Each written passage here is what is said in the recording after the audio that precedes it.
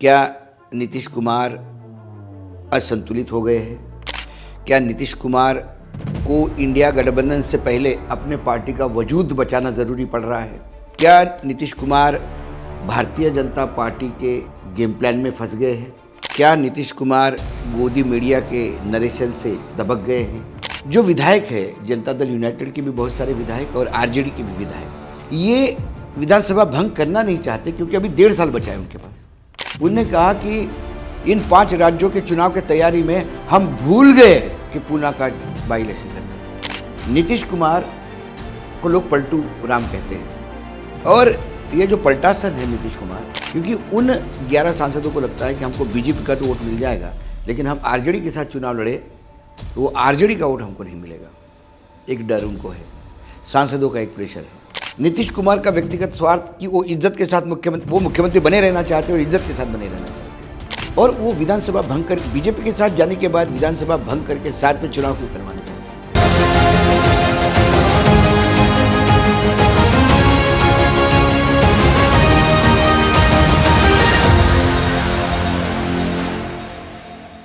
दोस्तों नमस्कार, स्वागत है आप सभी का देश नीति के खास कार्यक्रम वीकेंड विद वानखेड़े में।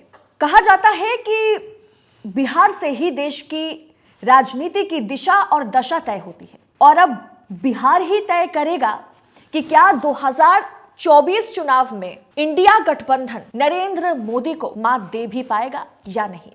नीतीश कुमार कहा जाता है जिन्होंने इंडिया गठबंधन को बनाया, एक तरह से सभी विपक्षी नेताओं को एक टेबल पर लाया था, वही नीतीश कुमार अब इंडिया गठबंधन छोड़ सकते हैं। जी हां, सरगर्मियां तेज है, राजनीतिक गलियारों में यही बात चल रही है कि किसी भी समय पर नीतीश कुमार इस्तीफा दे सकते हैं, लेकिन खबर अभी भी पक्की नहीं है। और इस पर विस्तारित चर्चा करने के लिए कि अगर नीतीश कुमार इंडिया गठबंधन छोड़ते हैं तो फायदा किसे होगा, इस पर चर्चा करने के लिए हमारे साथ फिर एक बार मौजूद है अशोक वानखेड़े जी। बहुत बहुत स्वागत है सर आपका।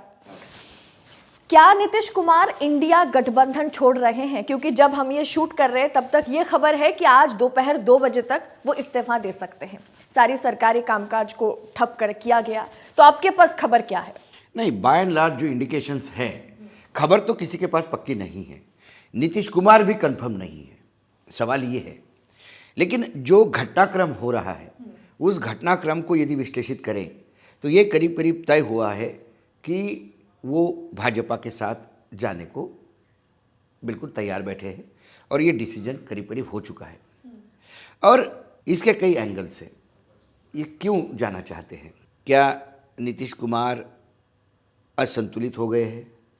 क्या नीतीश कुमार को इंडिया गठबंधन से पहले अपने पार्टी का वजूद बचाना ज़रूरी पड़ रहा है?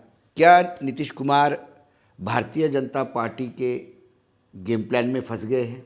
क्या नीतीश कुमार गोदी मीडिया के नरेशन से दबक गए हैं?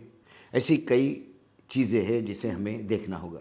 यदि हम बिहार का सिनेरियो ये करें तो हमें नीतीश कुमार के पॉइंट ऑफ व्यू, आरजेडी के पॉइंट ऑफ व्यू और बीजेपी के पॉइंट ऑफ व्यू देखना होगा। कांग्रेस वहाँ नहीं के बराबर है, और फिर इंडिया गठबंधन पे आते हैं। यदि नीतीश के पॉइंट ऑफ व्यू से देखा जाए तो नीतीश जब आरजेडी के साथ जाते हैं तो बराबरी की सीट लेके आते हैं, ये इतिहास है। एक बार ऐसा हुआ कि किसी को बहुमत नहीं मिला और कोई किसी के साथ जाने को तैयार नहीं, नीतीश ने भी किसी के साथ भी जाने से तैयार मना कर दिया। फिर चुनाव हुए तो नीतीश की स्ट्रेंथ 1/3 रह गई। नीतीश बीजेपी के साथ जाते हैं तो बीजेपी की सीटें बढ़ती है, नीतीश की घटती है। जैसे कि हर राज्य में बीजेपी का रीजनल दल के साथ जो भी टाइप होता है वो रीजनल दल समाप्त होते जाता है, बीजेपी चढ़ जाता है। पिछली बार बीजेपी के साथ चुनाव लड़े, 43 पे आ गए, 43 40-45 के बीच में। 79 पे अपना वजूद बनाए रखे लालू प्रसाद यादव यानी तेजस्वी यादव, और बीजेपी 78, एक सीट कम, बराबरी के टक्कर में। ऐसे में नीतीश कुमार मुख्यमंत्री तो बन गए बीजेपी के साथ, लेकिन उन्हें हमेशा लगता था कि मैं तीसरे नंबर पे पार्टी हूँ और मुख्यमंत्री सिर्फ एहसानों के तहत या बैसाखियों पे हूँ बीजेपी के। इसी बीच उनको लगातार ये बात से डर लगता है कि मेरी पार्टी तोड़कर बीजेपी अपने आप में सत्ता में आ सकती है। तो बीजेपी अपनी पार्टी तोड़ेगी, इस एक फियर साइकोसिस उनमें घुसा और वो आरजेडी में चले गए, शपथ ली। अब प्रॉब्लम ये है कि जब आरजेडी के साथ आप चले गए तब आपने आपके तमाम नेताओं को कहा कि मेरे जीवन की गलती थी, मैं इस पार्टी में चला गया जो सांप्रदायिक पार्टी है और आइंदा गलती नहीं होगी, सब ये हो गया। लोगों ने भी सोचा कि चलो तब था। अब धीरे धीरे फिर उनको लगने लगा कि अब आरजेडी मेरी पार्टी तोड़ रही है, ये उनको डर है। अब इस चक्कर में वो आरजेडी से तोड़ के फिर बीजेपी के साथ जाना चाहते हैं। लेकिन आरजेडी से इस बार बीजेपी के जाने के बीच में एक पेच है। वो पेच ये है कि नीतीश चाहते हैं कि विधानसभा भंग कर लोकसभा के साथ ही चुनाव ले, ताकि आरजेडी के साथ मिलकर चुनाव लड़े और बराबरी की सीटों पे आ जाए और अपने वजूद पे सरकार में रहे। तो जब दोनों का सीट संतुलित होगा, बराबर होगा, तो उसमें किसी को भी एक दूसरे की पार्टी का तोड़ने का डर नहीं रहेगा। साथ ही बीजेपी यदि नीचे आ जाती है तो बीजेपी से आगे पीछे पार्टी तोड़ने का प्रयास नहीं होगा, ये भी एक विश्वास है उनको। जो विधायक है, जनता दल यूनाइटेड के भी बहुत सारे विधायक और आरजेडी के भी विधायक, ये विधानसभा भंग करना नहीं चाहते क्योंकि अभी 1.5 साल बचा है उनके पास। कुछ लोगों का ये कहना है कि क्या गारंटी है कि विधानसभा भंग करने के बाद विधानसभा और लोकसभा के चुनाव साथ में हो सकता है लोकसभा के पहले हो और विधानसभा के बाद में हो। इलेक्शन कमीशन आज की डेट में किसके हाथ में है और इलेक्शन कमीशन कैसा डिसीजन लेता है। कई लोग संवैधानिक बातें कहते हैं कि नहीं, संविधान के अनुसार और कानून के अनुसार, लेकिन हमने देखा कि पूना में सांसद की मृत्यु होकर करीब करीब 1.5 साल हुआ। वहाँ 6 महीने के अंदर बाई इलेक्शन होना था। जब हाईकोर्ट में गए पूना के कोई लोग कि भाई हमारा तो सांसद ही नहीं है, जब हाईकोर्ट ने पूछा इलेक्शन कमीशन को कि आप बताइए कि आपने चुनाव क्यों नहीं कराए, बाई इलेक्शन क्यों नहीं करवाए, तो आपको ताज्जुब लगेगा। जो अफिडेविट दिया इलेक्शन कमीशन ने, उनने कहा कि इन 5 राज्यों के चुनाव की तैयारी में हम भूल गए कि पूना का बाई इलेक्शन करना है और अब इतना टाइम नहीं तो भी लोकसभा के साथ करेंगे।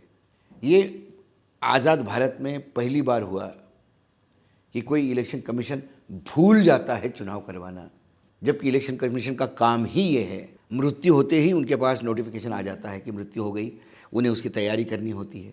इतनी सारी सिस्टम, करोड़ों रुपए का फंडिंग, इतना सारा लवाजमा लेके इलेक्शन कमीशन भूलता है। तो ये कल विधानसभा भी भूल जाए तो कोई आश्चर्य नहीं। लेकिन सवाल कहीं ना कहीं नीतीश कुमार पर है ना, उनकी विचारधारा पर है। विचारधारा, राजनीति में अब कोई विचारधारा किसी के साथ नहीं रही है।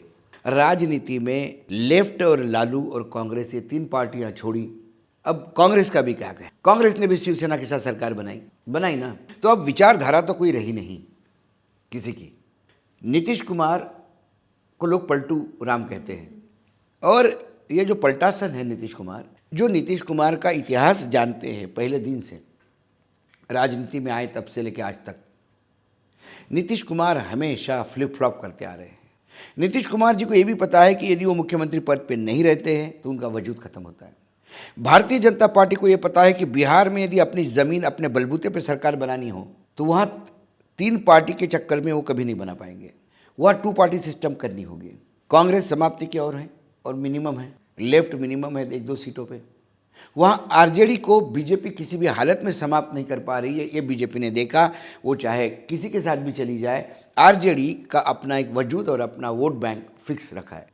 ऐसे में यदि नीतीश कुमार को वो पूर्ण रूप से खा जाते हैं तो बीजेपी आने वाले समय में, आरजेडी और बीजेपी, ये 2 पार्टी का सिस्टम होगा और हो सकता है कि बीजेपी की अपने बलबूते पर सरकार बिहार में बनेगी। लेकिन इसी बीच केसी त्यागी, जो अभी एक तरह से नीतीश कुमार के स्पोक्स पर्सन है, सबसे कद्दावर नेता का दर्जा दिया जा रहा है, उन्होंने तो कल साफ कहा कि नहीं, हम इंडिया गठबंधन से अलग नहीं हो रहे। तेजस्वी यादव का रातों रात एक बयान आया कि ये बिहार है, यहाँ महाराष्ट्र वाला खेल करने के लिए अगर अमित शाह सोच रहे हैं तो वो एकदम गलत साबित हो। नहीं, सवाल ये है कि सभी पॉजिटिव नोट पे बात कर रहे हैं, लेकिन ये बात नहीं हो रही है तो फिर इतनी आपाधापी क्यों बची है। यदि इंडिया गठबंधन के बाहर वो जाएंगे नहीं तो फिर इतने नौटंकियाँ क्यों हो रही हैं। सांसदों को क्यों बुलाया जा रहा है, गवर्नर के पास मीटिंग क्यों हो रही है, परिवारवाद पे हमले क्यों हो रहे हैं, लालू के साथ संवाद क्यों नहीं स्थापित हो रहा है, 5-5 बार फ़ोन करते उठा क्यों नहीं रहा है फ़ोन। क्या लगता है कि इसमें जो प्रॉब्लम और क्रिएट हुई है, जो नाम आपने लिया केसी त्यागी, वो केसी त्यागी का तो एक पैर हमेशा ही बीजेपी में रहता है। जो जनता दल यूनाइटेड के जो हार्डकोर एंटी बीजेपी लोग हैं, ये जो बिल्कुल सांप्रदायिक पार्टी के साथ नहीं जाना चाहते किसी भी हालत में, वो तो इसको बीजेपी का मोल मानते हैं, हमारे पार्टी में एजेंट है बोले हमारे पार्टी में। क्या नीतीश कुमार के आसपास वाले लोगों ने नीतीश कुमार को बरगलाया है? क्या नीतीश कुमार कच्चे कान के हो गए? लल्लन सिंह को अध्यक्ष पद से इसलिए हटाया गया कि उनका आरोप था कि लल्लन सिंह तेजस्वी के नज़दीक हो गए, जबकि लल्लन सिंह उनके खास हुआ करते थे। हाँ, लल्लन सिंह तेजस्वी के नज़दीक की बात तो कंफर्म नहीं करता कोई, लेकिन लल्लन सिंह किसी भी हालत में बीजेपी को जाने के लिए तैयार नहीं है। तो इसलिए उनको अध्यक्ष पद पे ये बता के हटाया कि एक आपके खिलाफ षड्यंत्र हो रहा है, आपके खिलाफ षड्यंत्र हो रहा है। ये फियर साइकोसिस जो है, ये हमेशा, यदि एक बार आपके मन में डर बैठ गया कि मेरी पार्टी टूट रही है और सामने बीजेपी है जिसका ये रिकॉर्ड रहा है विधायकों को तोड़ के, मतलब 11 गवर्नमेंट ऐसी है जो ईडी सीबीआई इनकम टैक्स के नाम पे इन्होंने गिराई है या प्रेशर ला के लोग लाए हैं। ममता के यहाँ 34 एमएलए उठा के ले गए थे, उसमें से 32 हार गए, 2 जीत गए। तो ये डर वहाँ पे है। दूसरी बात, जो सांसद पिछली बार जीत के आए वो बीजेपी और जनता दल यूनाइटेड के साथ लड़े, तब जीत के आए। उनको लगता है कि हमारी जीत फिर से होगी नहीं, क्योंकि उन 11 सांसदों को लगता है कि हमको बीजेपी का तो वोट मिल जाएगा, लेकिन हम आरजेडी के साथ चुनाव लड़े तो वो आरजेडी का वोट हमको नहीं मिलेगा। एक डर उनको है, सांसदों का एक प्रेशर है। तो वहाँ व्यक्तिगत स्वार्थ इतने हावी है, नीतीश कुमार का व्यक्तिगत स्वार्थ कि वो इज्जत के साथ मुख्यमंत्री बने रहना चाहते हैं और इज्जत के साथ बने रहना चाहते हैं। जो इज्जत तेजस्वी देते हैं वो उनको लगता है कि नहीं, ये उधारी की इज्जत है, मेरे अपने बलबूते पे नहीं, मैं तीसरे नंबर पे हूँ। वो चीज़ तो बीजेपी के साथ भी वही रहा, बीजेपी के साथ भी वही, लेकिन बीजेपी शायद उनके इस क्लॉज को एग्री कर गई कि वो विधानसभा भंग करेंगे, और वो विधानसभा भंग कर, बीजेपी के साथ जाने के बाद विधानसभा भंग करके साथ में चुनाव क्यों करवाना चाहते हैं, उसका भी एक ये है। पिछली बार जब विधानसभा चुनाव हुए तो बीजेपी ने एक पासवान के बेटे को हवा दे दी और उन्होंने अपने लोग खड़े कर दिए, चिराग ने, और चिराग के पार्टी से कई बीजेपी के नेता लड़े, बाद में वो पार्टी में वापस भी आ गए। तो ये पूरा घटनाक्रम ये बात बताता है कि नीतीश का नंबर नीचे करने के लिए ही उन्होंने ये खेल खेला था। इसलिए नीतीश चाहता है कि ये खेल हो नहीं, इसलिए लोकसभा और विधानसभा साथ में हो गए तो चिराग टाइप खेल ये नहीं कर पाएंगे, क्योंकि तब ये थोड़ी बोल पाएंगे कि एक मशीन पे ऐसा दबाना और दूसरे मशीन पे ऐसा दबाना। लोकसभा का तो सीट चाहिए उनको भी। दूसरी, बीजेपी में भी लोग ये सोच रहे हैं कि क्या नीतीश लायबिलिटी बनेंगे या एसेट बनेंगे। मोदी जी किसी भी हालत में 272 से नीचे लोकसभा सीट आने उनके लिए बहुत रिस्की है। जो एक सामान्य बहुमत का आंकड़ा है 272, वो किसी भी हालत में उनको चाहिए। बीजेपी 272 के नीचे आती है तो फिर नरेंद्र मोदी पर ही सवाल उठेंगे, पार्टी में उनके खिलाफ आवाज़ उठना शुरू हो जाएगी। इसलिए वो बिहार में लालू इसके सारी शर्तें मानने को तैयार है। मैंने ये सुना कि वो सुशील मोदी को उप मुख्यमंत्री बनाने के लिए भी तैयार है। जिस सुशील मोदी को ये कह के डंप कर दिया था कि ये तो नीतीश के गोद में ही बैठे रहते, तो वो 2 कदम पीछे आने को तैयार है, लेकिन उन्हें सीट चाहिए। लेकिन एक पार्टी का दूसरा धड़ा ये कहता है कि सपोज हम 272 आ गए और वो नीतीश के साथ मिल के आ गए, मतलब नीतीश की सीटें जोड़ के आ गए, नीतीश की 20 सीटें यदि आती हैं तो नीतीश पूरे 5 साल अपने को ब्लैकमेल करेगा, क्योंकि उसके 20 के भरोसे हम सत्ता में रहेंगे। और नीतीश जब हमारे साथ पहले भी खेल कर चुका है तो तब कर नहीं करेगा, क्या मतलब है ऐसा? तो दोनों के तरफ अविश्वास बना हुआ है, छोटे छोटे निटी ग्रिटी पे बातचीत चल रही है, इसीलिए कोई सर्टन नहीं बता पाता कि ये जाएंगे या नहीं जाएंगे। लेकिन समस्याएं क्या लोकसभा चुनाव के सीटों को लेकर के हैं, आरजेडी को लेकर के है, या एक बात ये भी है कि कहीं उनको, जैसे कि जो जेडीयू के विधायक हैं उन्होंने ये बयान दिया कि उन्हें इंडिया गठबंधन में वो सम्मान नहीं मिल रहा जो उन्हें मिलना चाहिए। क्या सम्मान? इंडिया गठबंधन है किसका?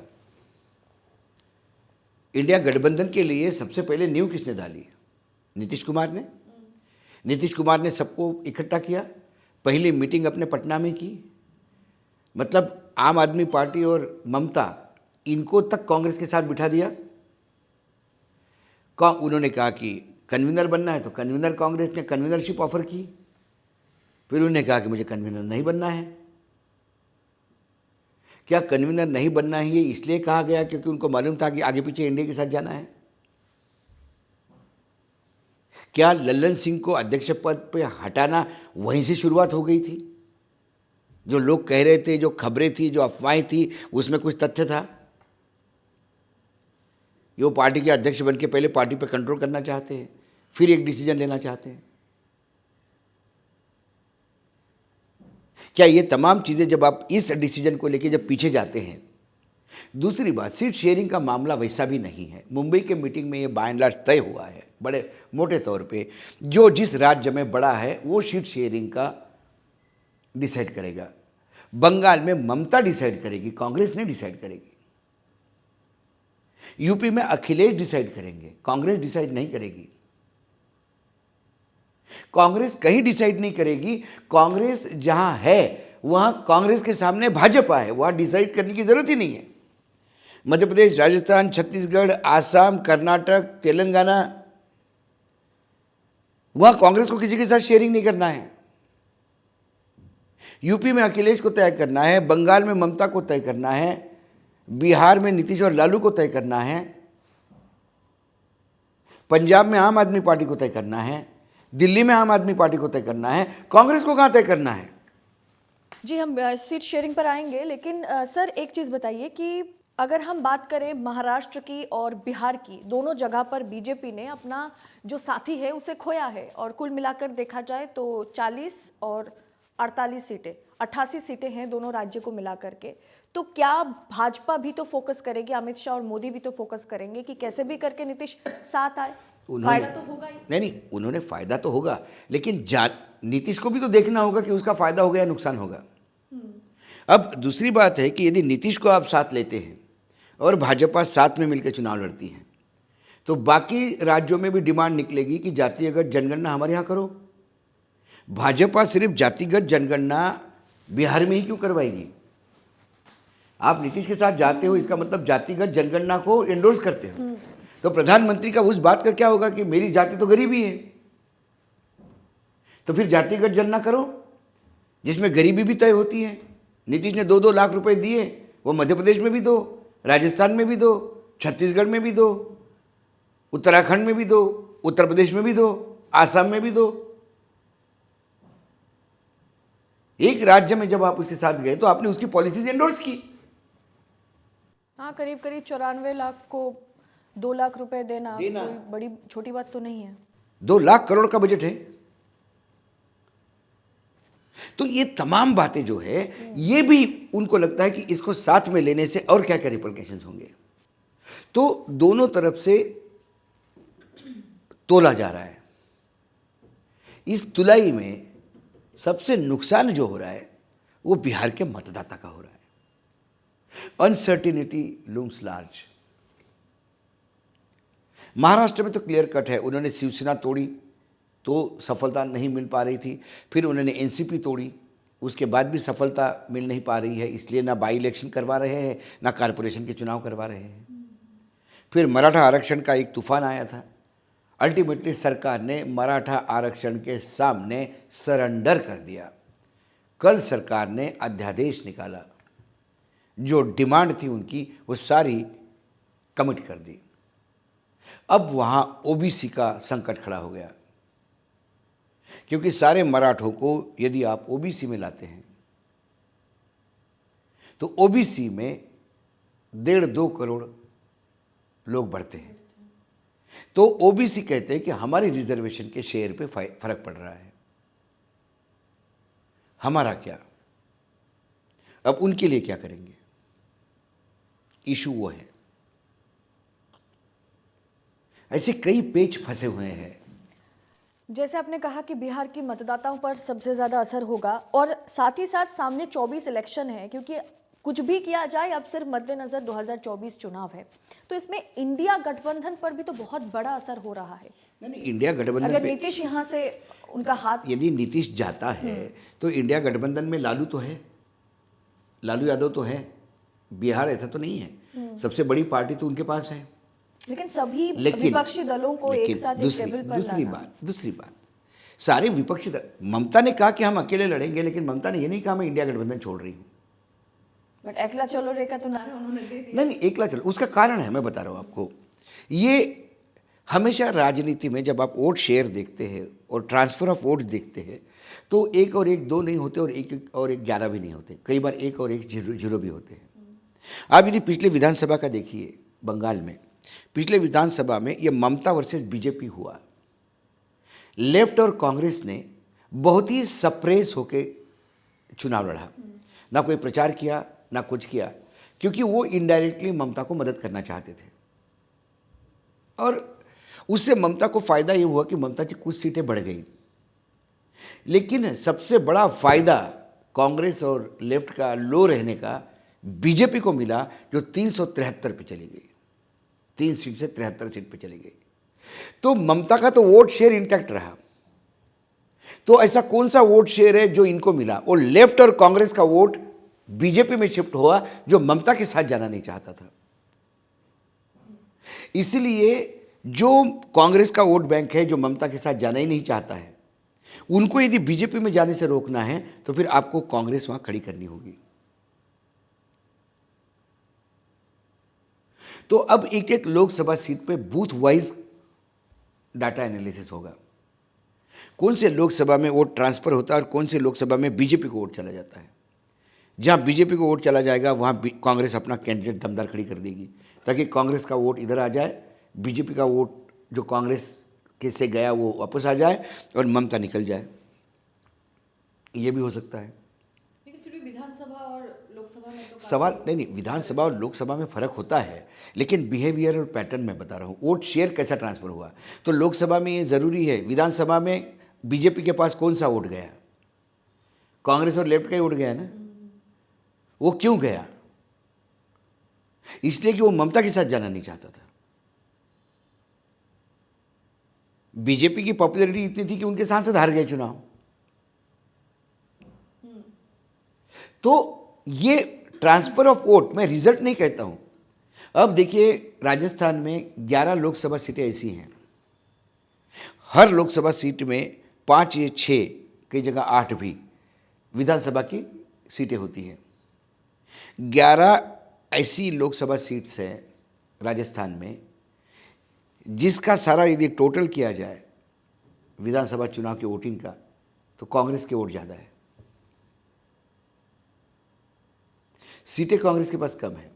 इसका बात ये होती है कि एक विधानसभा लोकसभा की कॉन्स्टिट्यूंसी है, वहाँ 5 सेगमेंट है विधानसभा के, 5 में से 4 बीजेपी जीती है और 1 कांग्रेस जीती है।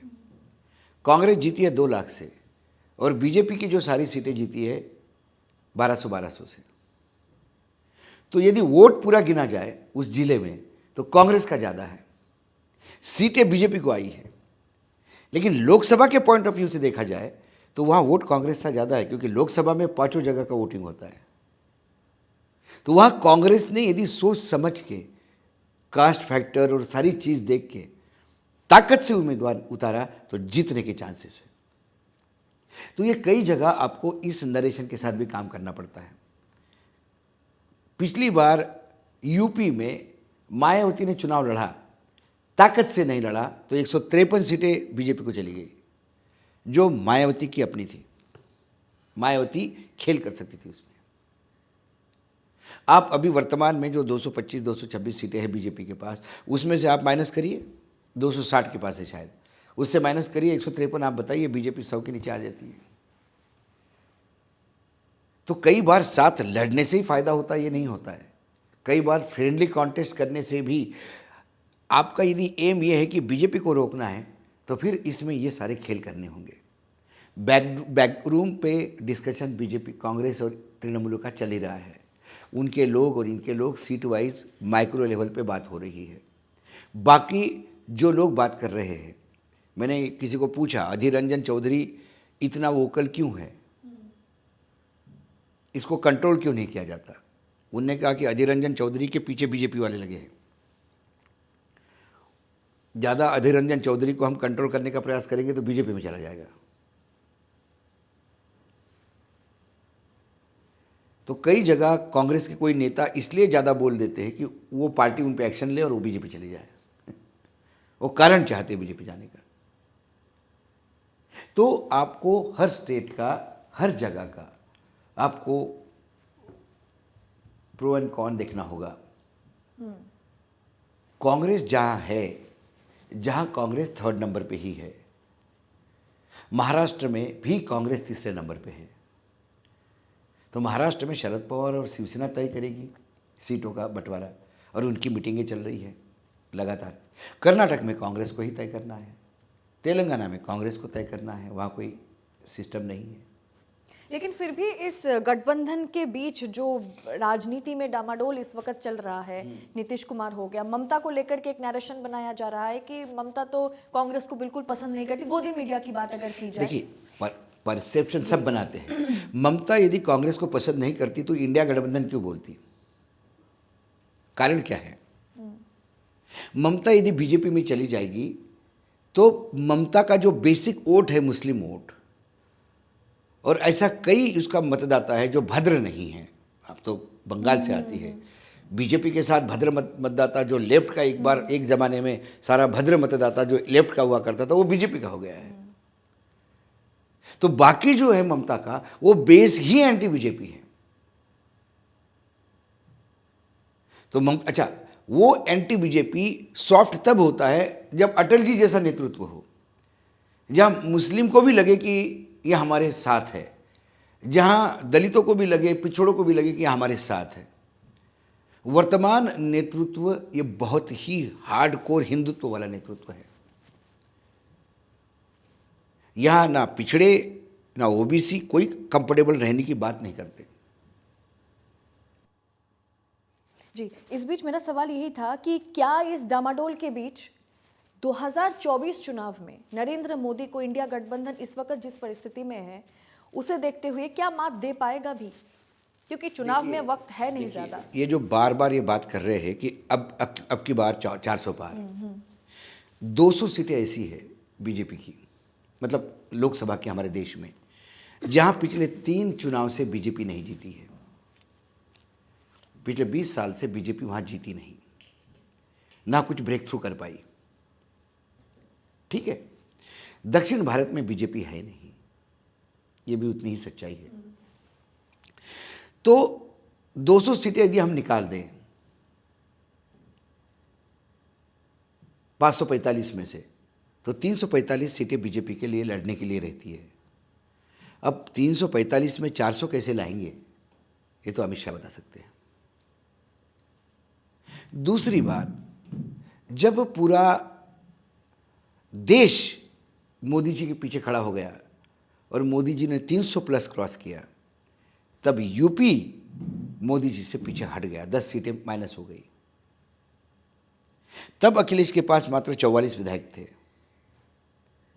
अब अखिलेश के पास 125 हैं। राम मंदिर हो गया, लेकिन राम मंदिर कोर्ट की वजह से हुआ, ये सब जानते हैं। नरेशन लोग राम लला ये नहीं लाए, ये भी लोग जानते हैं। राम लला लाते तो अध्यादेश लेके आते। ये राम का नाम क्यों बेच रहे हैं, क्योंकि इनको ज़रूरत है। जहाँ बीजेपी है वहाँ मैक्सिमम है। बीजेपी राजस्थान में 25 सीटें थी, जब कांग्रेस की सरकार थी तो 25 ली, अब इनकी सरकार है तो फिर 25 ली जाएगी। कांग्रेस की सरकार नहीं है इसलिए 26 तो नहीं होगी वो सीटें। तो जहाँ आप है वो मैक्सिमम है। तो जहाँ अब गड्ढा दिखाई दे रहा है एंटी इनकम्बेंसी का, नॉन परफॉर्मेंस का, रीजनल जो एस्पिरेशंस है उनको डैमेज करने का, वो कहाँ से भरेगा, ये प्रॉब्लम है। तो अभी इनका जो क्राइसिस मैनेजमेंट चल रहा है, ये गड्ढे भरने का चल रहा है। नया लाने का तो अभी सोच ही नहीं सकते। तमिलनाडु नहीं, केरल नहीं,